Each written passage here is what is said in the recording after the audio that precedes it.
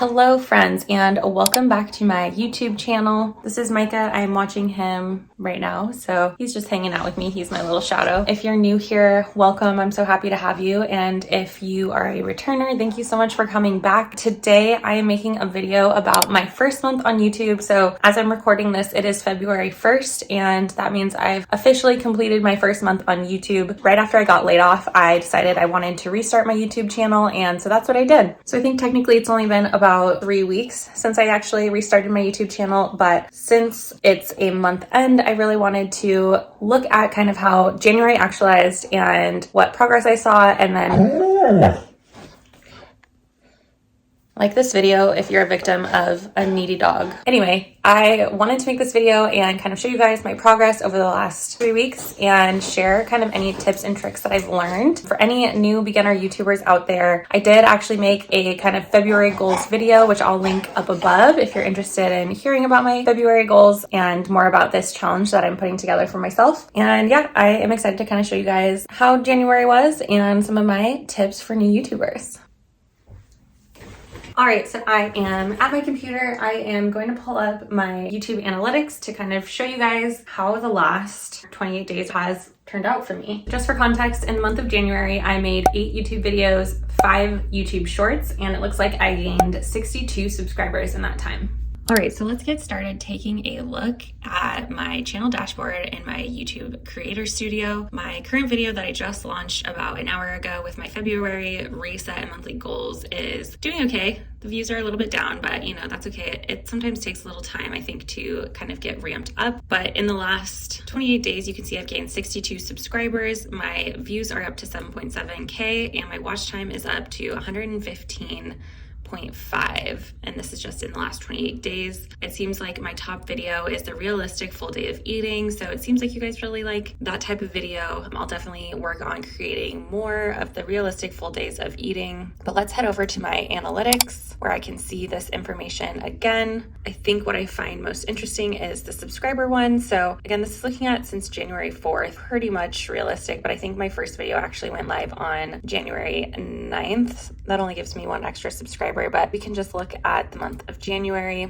So 62 subscribers, I think that's really awesome and encouraging for me to see, especially considering I really just started trying to ramp up my channel again in the last month. If I look over at my audience, 11 returning viewers, 6.7K unique viewers, and from that I've gained 62 subscribers. So I have to just pause there and say that I am really proud of myself for gaining 62 subscribers in the last few weeks. Obviously, I'm still a really small YouTuber and 62 subscribers isn't that many in the grand scheme of things, but considering this is really me trying for the first time to really gain subscribers, I feel like this is a really big win for me. And I had only posted 8 videos, so that's almost 8 subscribers per video. I'm hoping that I can just continue to build momentum and turn February into a month with a couple hundred subscribers. All right, now let's head over to content. I think that this is kind of interesting. Obviously, a lot of my views have been from shorts. I had a couple shorts that did really well on views, but I do know that doesn't necessarily count towards my public watch hours for getting monetized. Subscribers coming from videos and shorts, I don't really know where this other is coming from, so that's kind of interesting. I definitely need to spend a little bit more time playing around with the analytics feature, but it is really interesting to see kind of how people are finding me,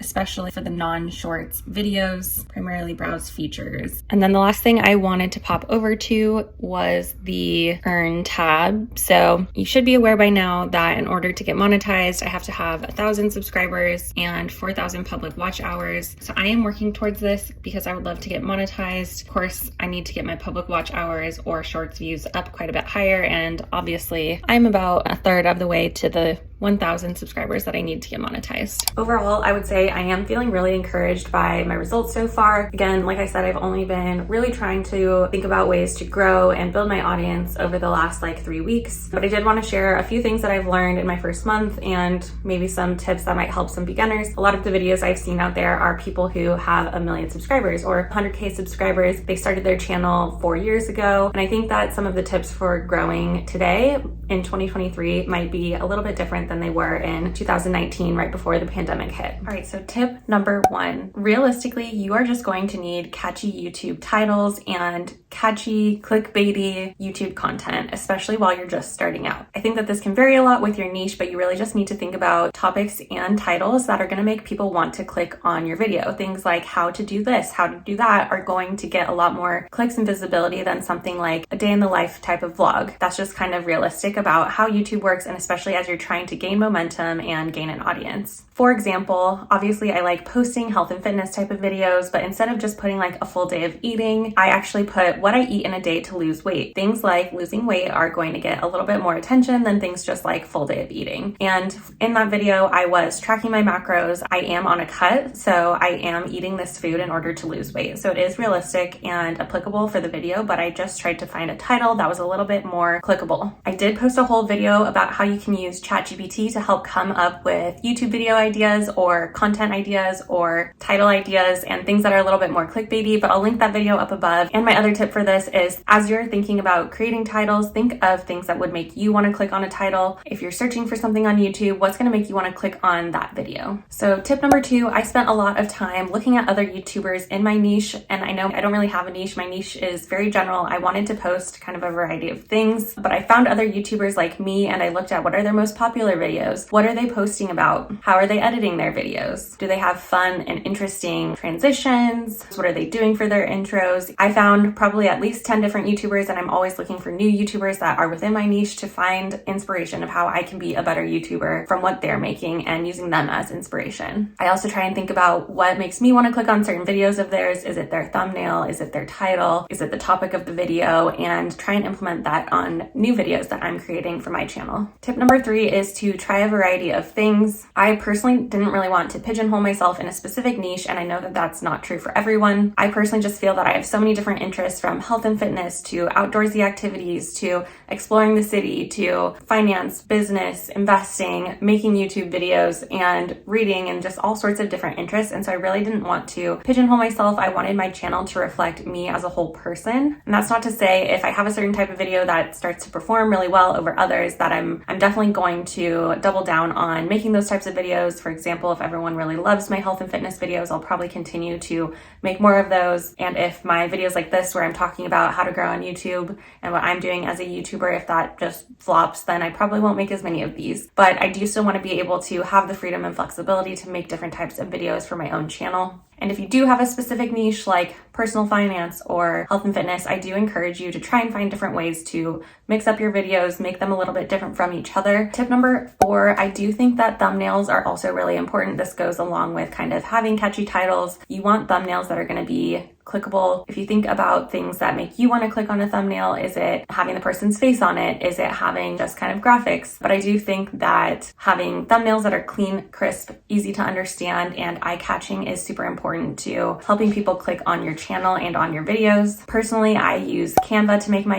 YouTube thumbnails, and I have found it really useful and beneficial to have that tool. If it would be of interest for me to make a whole YouTube video on how I'm creating my YouTube thumbnails using Canva, I would be more than happy to do so. Please just let me know in the comments box. But in general, I think that having a nice, clean, crisp, professional looking YouTube thumbnail is definitely going to help drive clicks and ultimately get you more views and subscribers. Tip number 5 is that practice makes perfect. So I know that this is like said and said again, but I really do think that practice does make perfect. That is why I'm doing this February challenge. That is why I wanted to make 28 videos in 28 days, because my goal is to get really good at making content, get really good at recording videos, understanding good lighting and good angles for myself, learning how to be better at talking to the camera, reducing the amount of time that I say like and because that increases my editing time as I'm going and editing videos later. If I have to cut out every 5 words, that takes more time for me to edit videos, and ultimately I just want to get better at talking to the camera and speaking more fluidly. Just like with anything in life, practice makes perfect. You're not going to be an expert at something the first time you try it. Do just take the time and effort required to get good at making videos, and ultimately if that's your goal, to see your YouTube channel grow, then it is going to take time. It is going to take practice. I know not everyone can make 28 videos in 28 days. Obviously I am unemployed right now, so I have a little extra time to do this. If I was working a full-time job, I wouldn't have this same amount of time to create create 28 videos in 28 days, but do take the time to practice, get better, and ultimately, if your goal is to become a YouTuber, then it is going to take a little bit of time and practice. And one other tip that I wanted to add, I was only going to do 5 tips, but I thought of this one as I was working through the other tips, is to go and engage with other people on YouTube. Just like any other social media website, there's algorithms, and I do think, obviously I don't know this for sure, but I do think that going and engaging with YouTubers that are your kind of inspiration niche channels, go and engage on their videos, like them, comment on them, and just stay connected to those people. And I think that the more that you can kind of engage, be present on the platform, use every single feature that it has, use the community tab, do all of it, put on polls and surveys. And I think that just like leveraging, again, like any type of social media, you need to go be active, be social. So I think that about wraps it up for how my first month as a YouTuber went and my top tips for beginners just like me. Hopefully you guys found this video useful. If you did and want to see more content like this, please do give it a thumbs up, hit that subscribe button, and I will see you guys next time.